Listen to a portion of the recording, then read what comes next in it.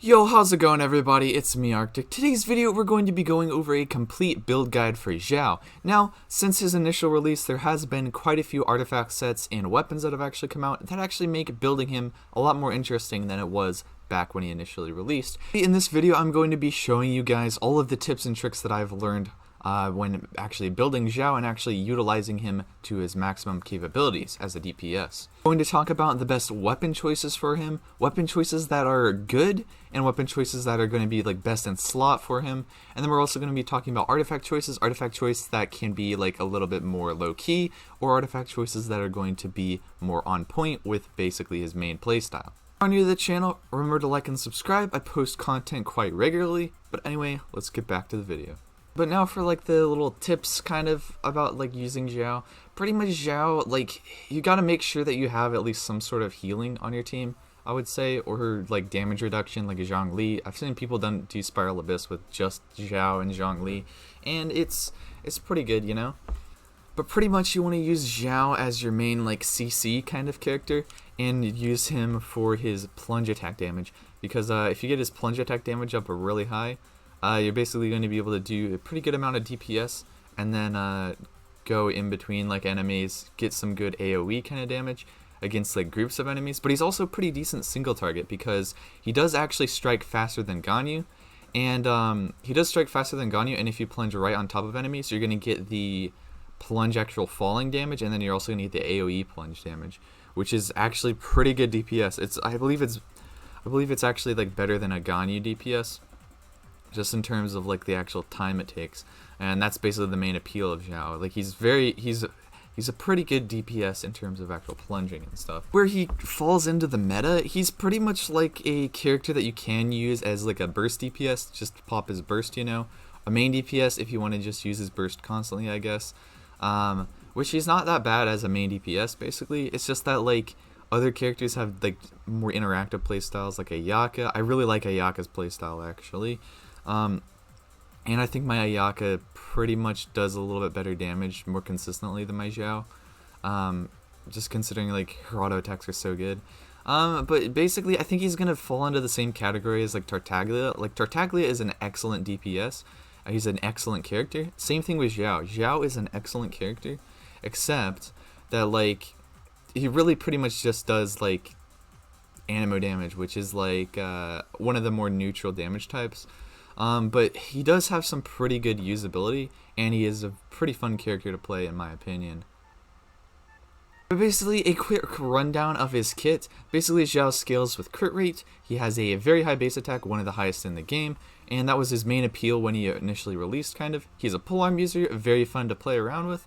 And then also his E-spell right here is basically just a damaging kind of thing, but he gets 2 charges of this. So basically you dash before you ult, and that's basically going to give you the best energy economy. And then his ult basically gives him a damage bonus for his plunge attacks, normal and charge attack damage, and this is basically going to infuse him with Anemo, and so he's going to be plunging a whole bunch when he's using this. And then his passives, basically his first passive increases his damage bonus for the longer that you're inside of his actual ults. And now this only lasts for the actual ult duration. It would be really cool if this actually like could like last beyond like the ults. That would be really cool, but that's besides the point. And then his second passive, basically each subsequent use of Luministic Wind Cycling is going to be increased by 15% damage. And that effect lasts for 7 seconds. So if you are running him as a sustained DPS, or if you have like C6 with this is actually really good with his passive synergy. Basically his constellations, the ones before C6 don't really matter. C6 is the one that actually changes his playstyle to where you're actually plunging and actually like dashing a whole bunch more for your main damage source. Constellations before this, I think C1 is pretty much just the best one. Like if you have a C1 Xiao, like you're chilling pretty much, because you basically just get an extra E-spell charge. But yeah, the weapon I use on my Xiao is the Black Clef Polearm. This is basically probably the best 4-star weapon to actually use on him, just because it has crit damage, and he does have a crit rate ascension, so you're basically going to be bouncing out your build quite a bit with this. And then it also gives you like an attack percent boost, which is quite nice, especially because Xiao does have a very high attack percent.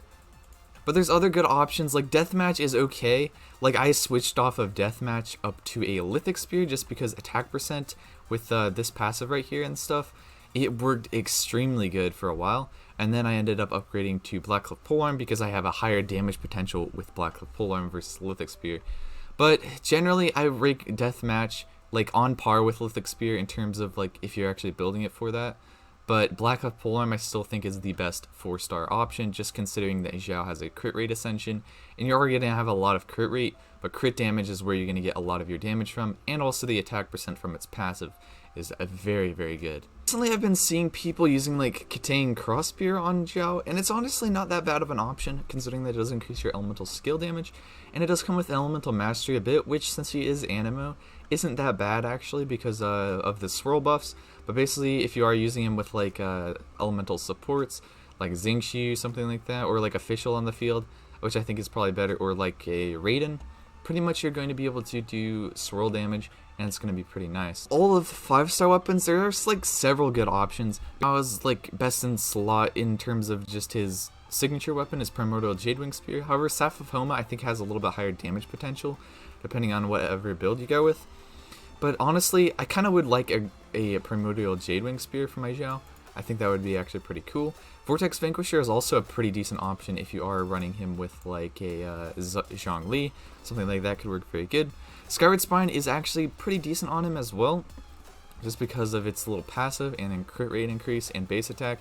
But it's not as good as like Primordial Jadewing or Staff of Homa basically. And Engulfing Lightning doesn't even work on him because you can't like run an emblem set. However, you do get this like attack percent bonus increase, but it's just not worth it with how low its base attack is. You could use like one of these other options, but if you don't have any options other than this, then Engulfing Lightning is usable. In terms of artifact sets to go with on your Xiao, most people actually go like a 2-piece Glad and then a 2-piece of the Viridescent set. That's what I run on my Xiao. But there is another set that you can actually go with. You can go with Shimenawa's Reminiscence. Now this is definitely his best in slot in terms of actual damage potential. However, it's not best in slot in terms of actual usability. Because with Xiao, you want to make sure that you have your ultimate up, and you need to have basically the ultimate up after you cast your E-spell to actually keep this ability active, but it's going to drain your energy by 15, and so you're basically not going to be able to cast your ults unless you have like a bunch of charges or a bunch of energy economy, something like that.